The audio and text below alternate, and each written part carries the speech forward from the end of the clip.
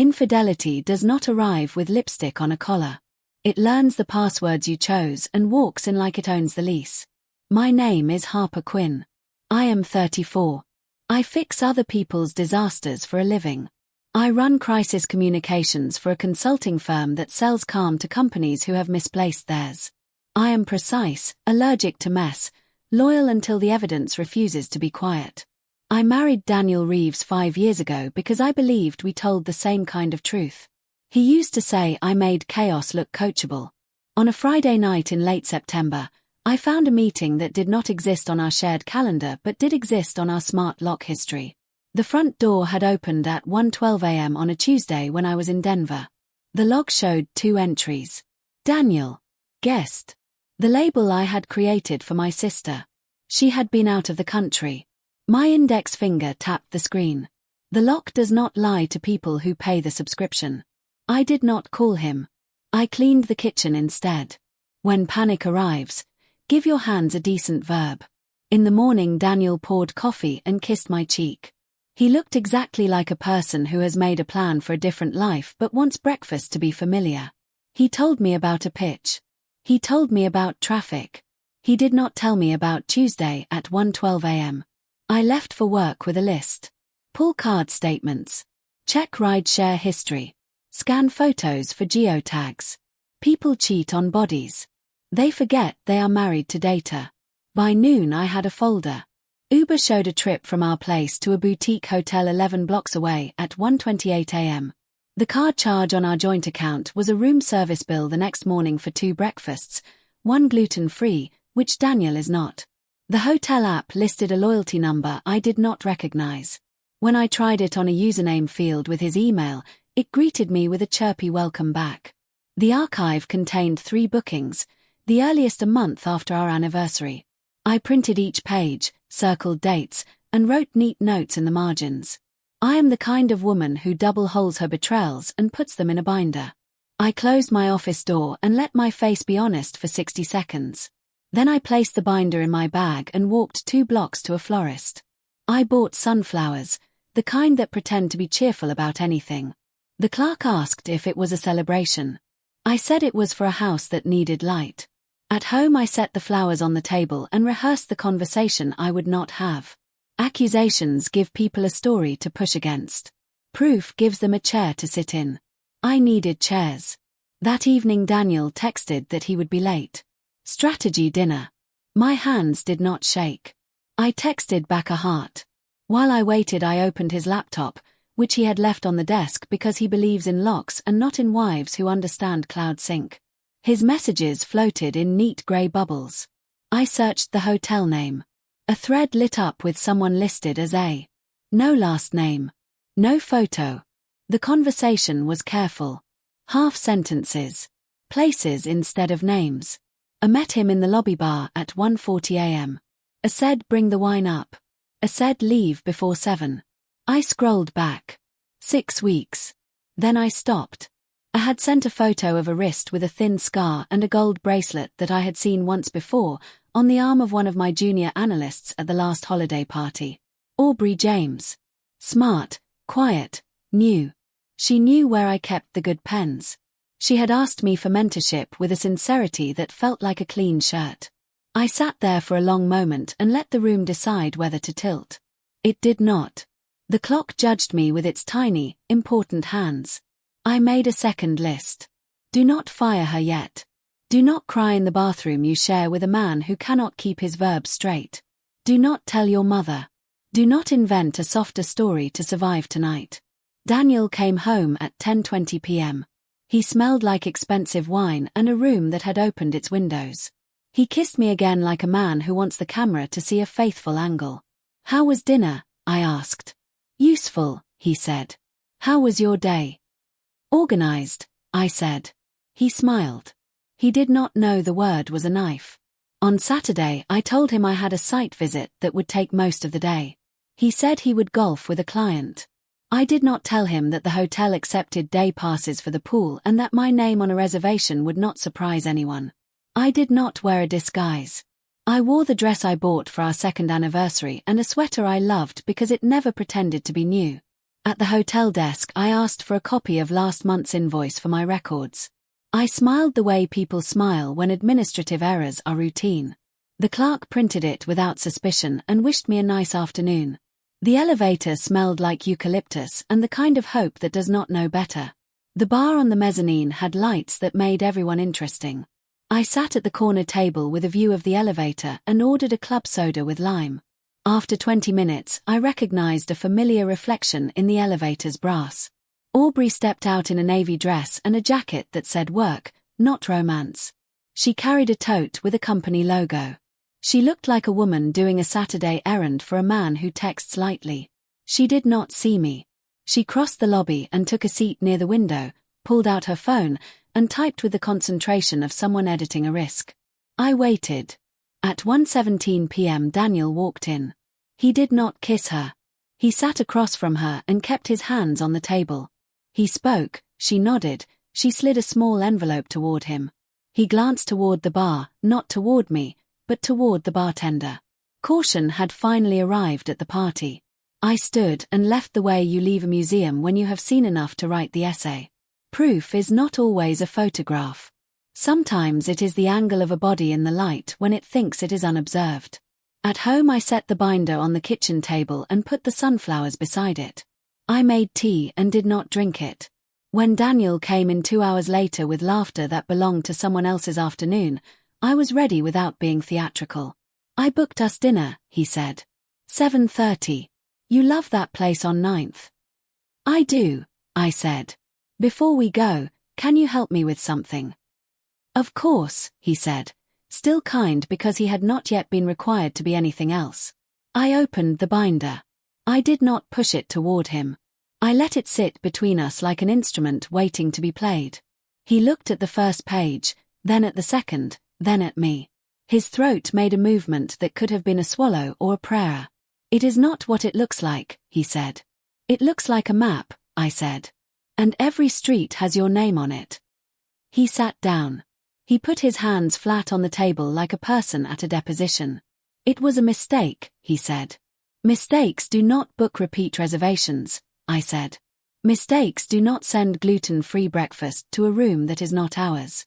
Mistakes do not label my sister as a guest on a Tuesday at 1:12 in the morning. He closed his eyes. When he opened them, his face had changed to the version men use when they are going to tell you the truth that preserves them. It is over, he said. It was not serious. I ended it. The doorbell rang. He flinched like a person who believes in plot. I stood and walked to the door. On the porch stood Aubrey with a manila envelope and the kind of courage that does not yet know it is not enough. She saw me and her eyes widened by a millimeter, the exact difference between theory and practice. I need to return something, she said. Her voice was steady. To him. You can give it to me, I said. She glanced past me, then back. It is about both of you. From the kitchen Daniel's voice tried to be casual. Who is it? I did not answer him. I stepped aside for Aubrey to enter. The house felt like a hallway and a witness. She crossed to the table and set the envelope beside the binder. She did not touch the sunflowers. She did not sit. I'm pregnant, she said. And I am not keeping secrets for him anymore. I did not cry when I left the hotel. I did not shake. I drove home with both hands on the wheel and my breath steady. The kind of quiet you get right before anesthesia. The house looked the same from the outside. Porch light still humming. Curtains still drawn. A place pretending to be safe. Inside, the kitchen lights were on. Liam stood at the counter slicing limes like we were hosting people. He glanced up with that easy smile he always used when he wanted to disarm me. It landed wrong now, like a recycled line from a play I no longer believed in. You're home early, he said. I set my keys in the bowl by the door, the sound sharper than it should have been. Am I? He looked at my face then. Really looked. You okay? I stared at the limes. You should work on a different fruit. That one already has a story attached to it. His hand froze. Only trained liars recover fast, and he did. What does that mean? I saw you. At the Haze. Suite 904. There it was. The moment someone chooses a direction. He did not deny it. He did not apologize. He exhaled slowly, set down the knife, and leaned back on the counter. Who told you? I almost laughed. You think this is about gossip? He rubbed his jaw like he was prepping for a negotiation, not a confession. Carmen and I. Do not say her name in this house, I said. The sentence surprised me with how level it sounded. He nodded once, almost respectfully. Okay. Look, this did not start to hurt you. Interesting wording. I said nothing. I did not plan it, he continued. She and I worked late. We talked. One night became more. I thought I could manage it separately from us. Manage, I repeated, testing the word. That is not what I meant. It is exactly what you meant. He pushed his hands through his hair, a habit I used to find endearing. We have been off for a while. And your solution was to create a second life 3 miles away. I am not the only one who checked out, he said quietly. You bury yourself in work, in lists, in everything but us. There it was. The subtle reframing. It was not cruelty, it was response. Not betrayal, but imbalance. I watched him reach for a script that painted him human and complicated, not reckless. I should have told you, he said. But I did not want to blow up your world. You set a timer under it instead. He flinched at that. What happens now? I do not know, I said truthfully. But you do not get to manage this. He swallowed, then nodded like a man accepting terms he did not negotiate. Do you want me to leave tonight? Yes. No hesitation. No soft landing. He left the limes on the board, gathered a bag in silence, and stood at the doorway like he was waiting for me to say something to soften the edge. I didn't. When the door closed, the house changed temperature. I walked through each room slowly, like I was checking for structural damage after a storm. In the bedroom, his side of the closet was half empty, hangers tilted like loose ribs. My phone buzzed. A text from Carmen. We never meant to hurt you. Please do not make this messy. I stared at that sentence until it stopped meaning anything. Then I forwarded it to my email, screenshot and all, and archived it in a folder I titled simply, Later. Not revenge. Not yet. Just record keeping. I showered, changed into an old sweatshirt, then sat at the kitchen table where lime rind curled on the cutting board like something peeled and discarded. I opened my laptop and drafted a password-protected note with 3 sections. Legal, financial, quiet moves. At 1:14 a.m., I got another text. This time from an unknown number. Only 2 words. She lied. I stared at it, pulse slow and curiosity waking like a hand closing around a match. Not the ending. Not even the midpoint. Just a new door. The text glowed like a pilot light. She lied. Who is this? I typed. A minute passed. Then, someone who is tired of covering for her. Meet me where you sat at the Haze. Noon tomorrow. Bring no one. I stared at the message until my pulse matched the blinking cursor. I did not reply yes. I replied with a question that keeps amateurs away. Why should I believe you? A photo arrived. Carmen at the Haze bar, time-stamped Tuesday 1:41 a.m., sitting with a man who was not Liam. The angle was from the mezzanine. The man's watch flashed in the light. Not Liam's. Not even close. Noon tomorrow, the number wrote. Or enjoy being the only person in this triangle who does not know the shape. I slept in pieces. In the morning I ran, 5 miles of steady, unthinking rhythm, the kind that makes decisions line up and present their papers. I showered, dressed without pretending to care, and left early, circling the block twice before stepping into the hotel. I chose the same corner table and ordered the same club soda. The elevator doors reflected the lobby like a well-behaved pond. At 12:02 a.m. woman slid into the seat across from me without asking. Mid-30s, hair pulled back, black blazer over shirt that did not want attention. She placed her phone face up and her hands flat on the table, palms away from the recording mic above us. Professional caution. My name is Sloane, she said. I manage events here. I saw you yesterday. I did not think you were the kind of person who enjoys being humiliated in public.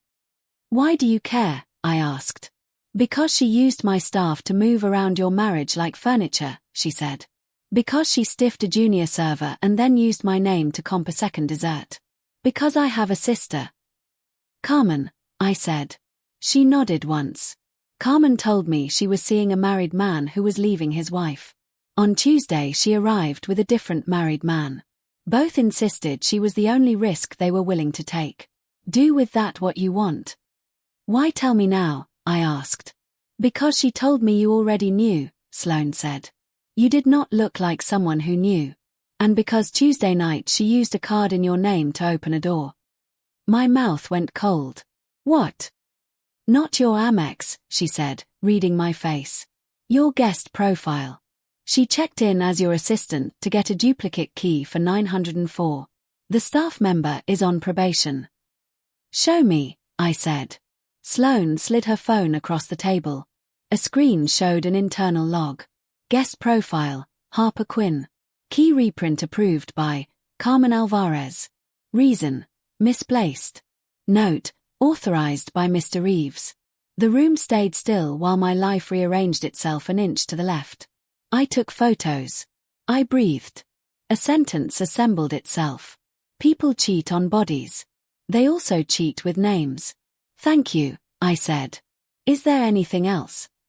2 things, Sloane said. You are not the only person she is telling a story to. And she does not think you will fight on paper.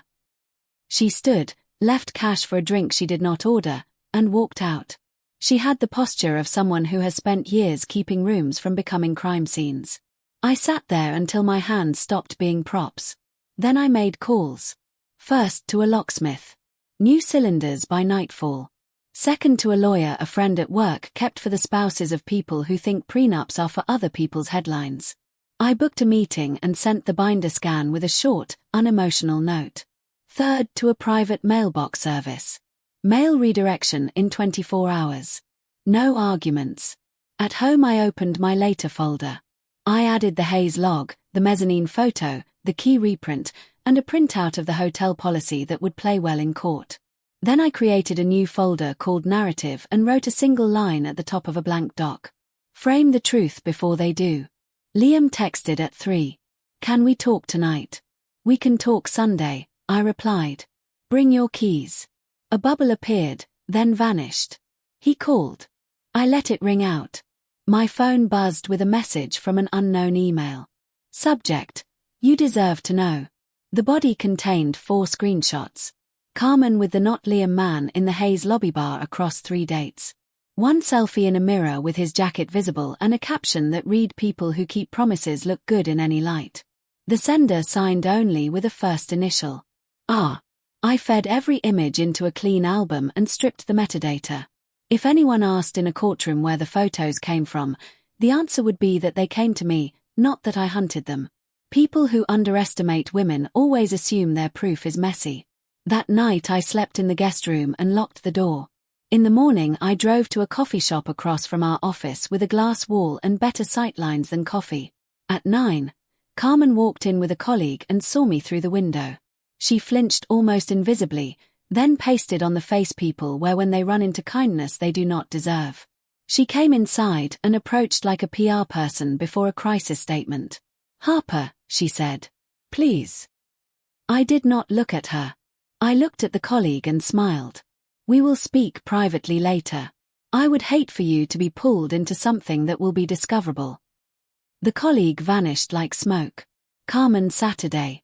She sat like a person who has practiced contrition in mirrors. I am sorry, she began. You texted me last night. Do not make this messy, I said. That is not sorry. That is brand management. Her eyes brightened with tears that tried very hard to arrive on cue. I never wanted to hurt you. You chose to, I said. Repeatedly. It is over with him, she said quickly. It has been for weeks. I slid my phone across the table with the Hayes log on the screen. Then the mezzanine photo with the other man. Then the key reprint with my name on it. Carmen stopped crying. She looked at the pattern and recognized it. Who sent you that? Someone who is tired of covering for you, I said. Listen to me carefully. You are going to leave my marriage out of your sentences. You are going to correct any story you told about me knowing or approving. And if you so much as whisper my name to a client, I will define defamation for you in a way you can frame. Her jaw tightened. Liam said you would make this a campaign. Liam can keep guessing, I said. I like receipts more than campaigns. She leaned forward. He told me you were done. That you had one foot out the door. That he was only waiting to protect you from the optics. Optics are liars, I said. So are people who use other people's names to open doors. Her face changed. For a thin second, honesty showed its bones. I did what I had to do, she said. No tears now, just clarity.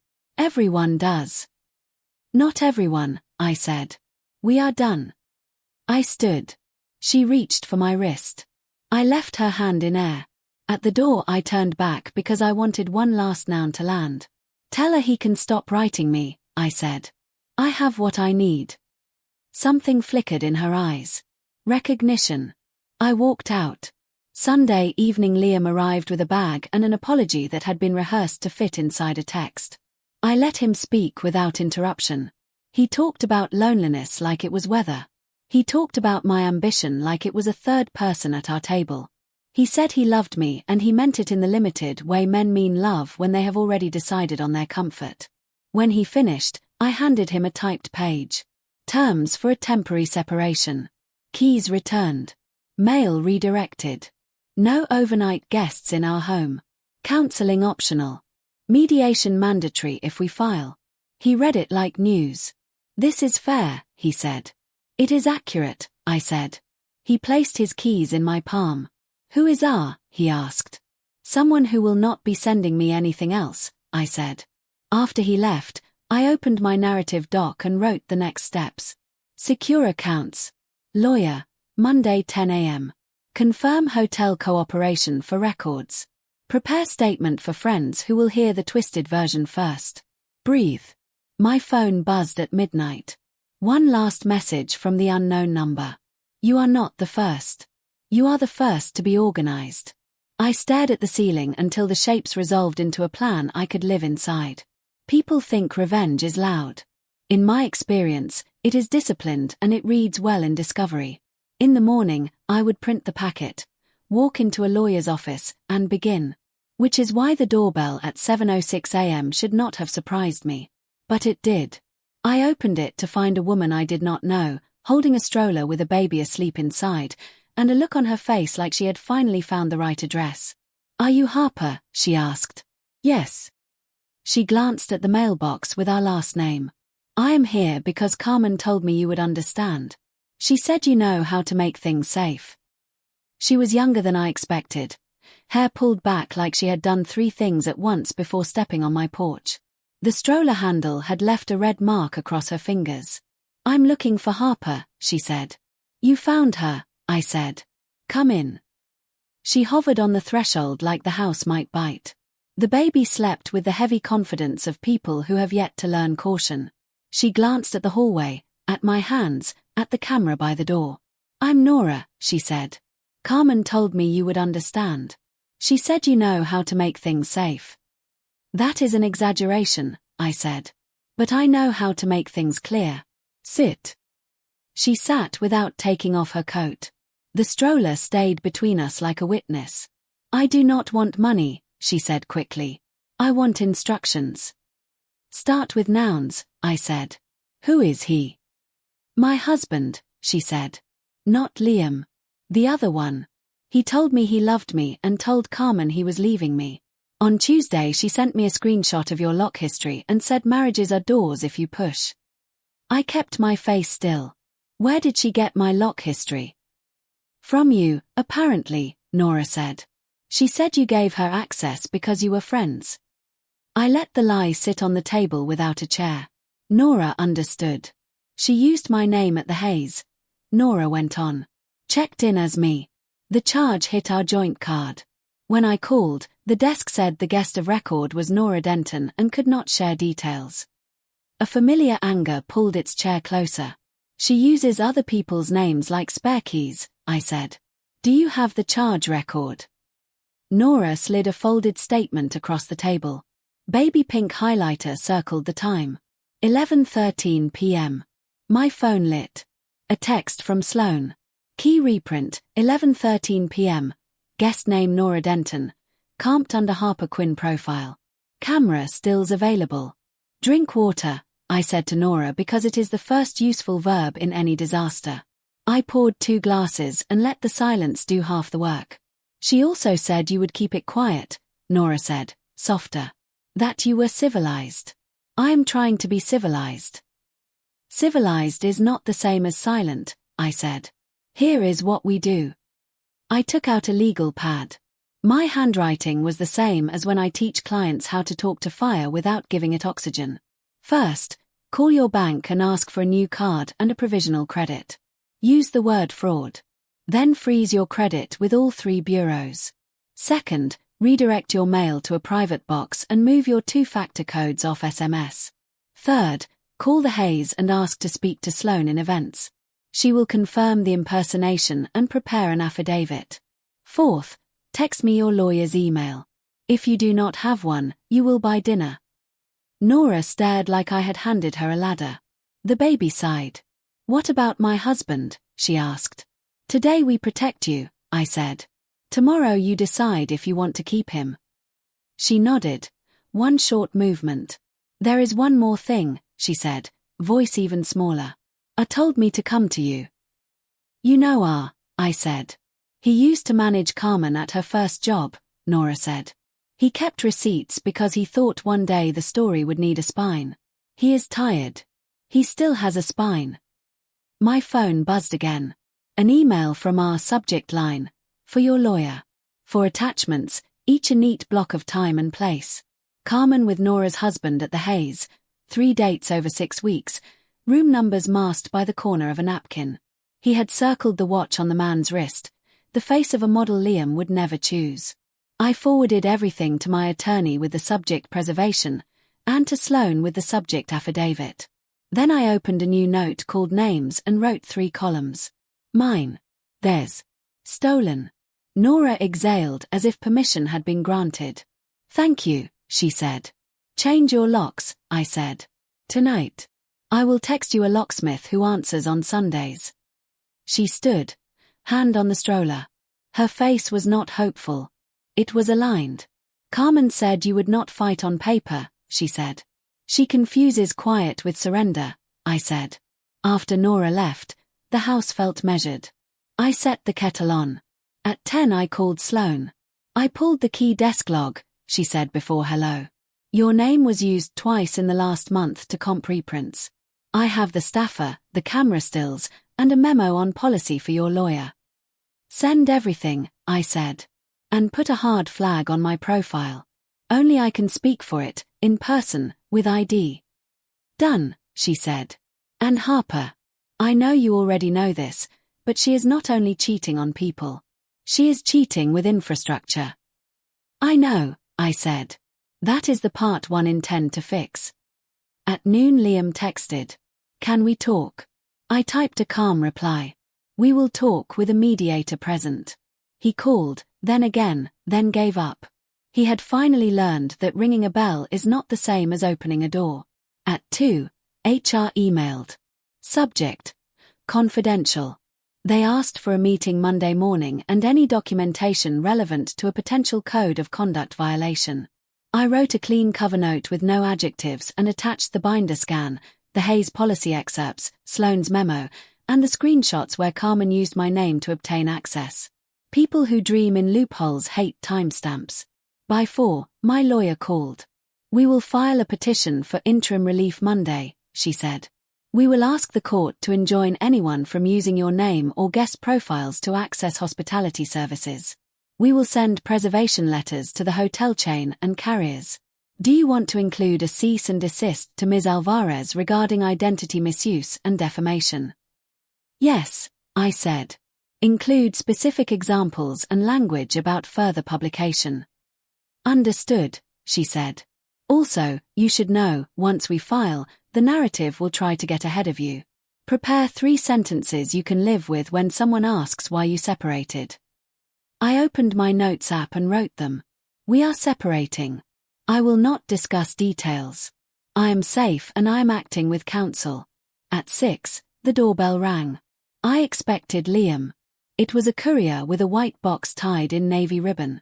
No card. I carried it to the trash and dropped it in. The sound was small and clean. A minute later my phone chimed. Unknown number. You didn't even look. I replied. Subpoena it. At 8, I called my sister and gave her the nouns. She swore, then promised to come next weekend with takeout and a screwdriver. I am proud of you, she said. Pride did not feel like triumph. It felt like alignment. I slept in the guest room again. Before I turned off the light, I opened the later folder and looked at the first screenshot I had saved. Then I closed the folder and moved it to an external drive. Evidence is not a pet. Monday would be a day of forms and precise language. Tonight I made tea and wrote a small list on an index card for the inside of my pantry. Proof before rumor. Locks before apologies. Speak once and write often. Keep windows open long enough to let the dust out, not so long that the weather comes in. I taped it next to the emergency candles. The house exhaled like a person who had been holding a breath too long. When my phone buzzed just after midnight, I nearly ignored it. The preview stopped me. A single line from R. She is already drafting her version. If you want the last piece, meet me tomorrow, 7 p.m., back mezzanine. I typed 2 words. I will. R arrived like a person who had learned to stop apologizing for being right. Early 40s, quiet suit, careful shoes. He set a thumb drive on the mezzanine table and kept his hand on it as if weighing the cost. This is the part she will deny most, he said. Policy manipulation. Identity misuse. She learned that at the first agency. I told myself I was teaching her how to run a room. I was teaching her how to walk through doors that were not hers. What is on it? I asked. Audio, he said. And internal memos I wrote to cover the time she used a client's name to comp access, or to retrieve keycards by claiming to be an assistant. I redacted what is not yours. Your name appears twice. The hotel key incident is not her first. Why give it to me? Because she thinks she can outpace paperwork, he said. And because you are the only one who is not trying to make a show of this. I slid the drive into my pocket. Thank you. There is one more thing, he said. She told 2 people you knew and tolerated the affair. If it becomes public, it will sound plausible because you are calm. Tell the truth once, on paper, then walk away. I nodded. That is the plan. He stood. Good. Calm is not consent. It never was. In the morning I met HR.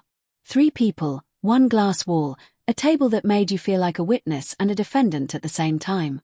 I handed them a clean packet. Timeline. Screenshots. Sloane's memo. RS transcripts. A cover letter that said only I am available to answer factual questions.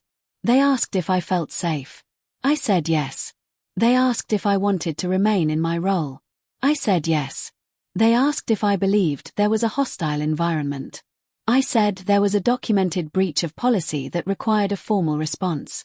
They thanked me for my clarity and walked me out without whispering. At 10 I forwarded the drive to my attorney and to Sloane.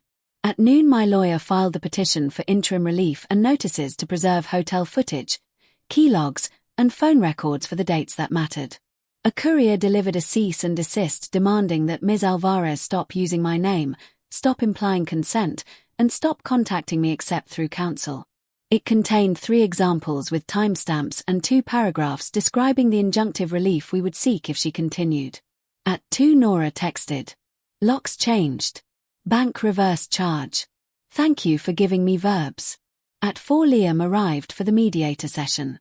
The mediator had the face of a person who has watched love turn into math for decades. Liam spoke first. He said he was sorry without adjectives. He said he would not contest separation. He asked for a schedule that kept the house from feeling like a transit station for apologies. I handed him a revised draft. Temporary separation. Financial disclosures due in 10 days. He read it, then looked up. "You have been fair to me," he said. "I have been precise," I said. "Fairness is not my job." He signed. He started to say my name and stopped when he saw my face. We agreed to one counseling session to talk about the parts of us that did not deserve to die. We agreed that his story to friends would be 3 sentences or nothing. That evening HR emailed again. Carmen was placed on leave pending investigation into identity misuse and conflicts of interest. They asked me not to discuss the matter. I replied with one line. "I will not." At 9, my lawyer called. "We have the order," she said. "No one may use your name or account to obtain hotel services. The chain has circulated the directive to their properties. Any violation will be contempt." "Good," I said. She paused. "Prepare for a hail of half-truths in return." I already had. I drafted the statement that would be my only public words if anyone asked. We separated. I do not comment on private matters. Please direct questions to my counsel. Then I put my phone face down and left it there. 2 days later Sloan sent the final affidavit and a ban letter. Carmen's profiles were deactivated, her IDs flagged. The lost and found bracelet was catalogued and photographed. Sloan's note read, "Proof wants to help you. Let it." On Friday morning a message slipped into my inbox from a burner address. A caption and a photo of the navy ribboned box I had thrown away. "You should have opened it." The caption did not land. The photo did. Inside the lid someone had written a sentence in Sharpie. "You are civilized. You will not fight me." I did not write back. Instead I uploaded the image to the later folder and went to the pantry to make tea. I read my index card out loud. Proof before rumor. Locks before apologies. Speak once and write often. It felt less like a mantra and more like a policy. By the end of the week, the shape of the story had stabilized. HR ran their process. Legal ran theirs. Nora filed her own petition with her lawyer. I stopped writing because there was nothing left to deliver. The Hayes implemented new verification steps for profile changes. My mailbox began to fill with people's private confessions about their own Tuesdays at 1:12 a.m. I replied to no one. Empathy is not a hobby. It is a finite resource. Liam and I met the counselor on a Tuesday afternoon. We spoke about before. We spoke about after. He did not ask for forgiveness and I did not offer it. We agreed that the marriage had become a room that required me to hold my breath. He admitted he liked rooms built that way. We cried once. We did not touch. At the end he said, "I loved you." I believed him and I filed it in a folder called Past. On the way home I stopped at the florist and bought sunflowers again, not as a symbol, only as light. I set them on the table where the binder had been and threw away the cutting board with the memory of limes. I ordered a new one and a new lock for the side gate. I changed the Wi-Fi name to Proof Over Rumor and laughed when I typed the password.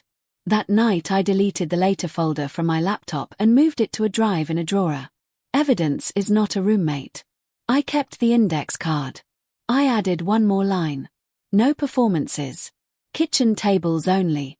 Sloan texted one last time. She had resigned from the hotel for a better job. She thanked me for reminding her that policy can be used for protection and not just control.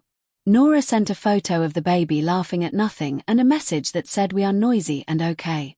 I sent a period and then nothing, which felt like an appropriate goodbye. On Saturday I opened my calendar and blocked a day for silence. No calls. No documents. I ran in the morning. I baked in the afternoon. I threw away the stale tea I kept for emergencies and bought the good kind. In the evening I sat on the porch and watched the street be ordinary. People walked dogs. A couple argued about whether a cloud looked like a dog. Somewhere a door closed and did not slam. People think revenge is a spectacle. I used to think so too. Now I know it looks like this: a well-drafted petition, a policy changed quietly, a hotel clerk who does not hand a key to a voice, a woman who does not confuse calm with surrender, a home where the lock clicks and the person inside is the one who paid for it. I turned off the porch light and went to bed. The quiet was not empty. It was accurate.